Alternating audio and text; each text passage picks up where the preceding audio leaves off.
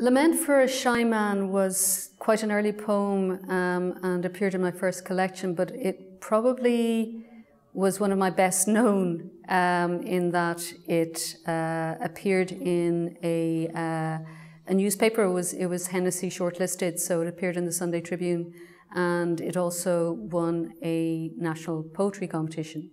And I thought it would always be like this. Writing poems, getting national acclaim. So I think it was a good learning curve as well when I realised that the poet's life isn't quite that dramatic or exciting.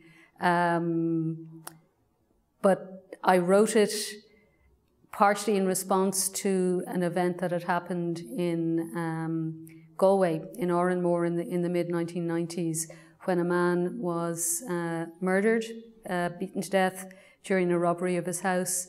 And there was a lot of press coverage of that subsequently, a lot of newspaper articles talking about how this man had never, engaged with people. He'd look away when people were passing him by on a country road, and it just struck me how horrified that man would be at all of the coverage of all the sort of the newspaper and TV coverage of his death. So that's what sparked this poem.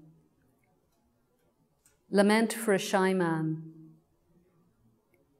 He would have hated this, the man who turned his face to hedgerows rather than risk a greeting on a country road.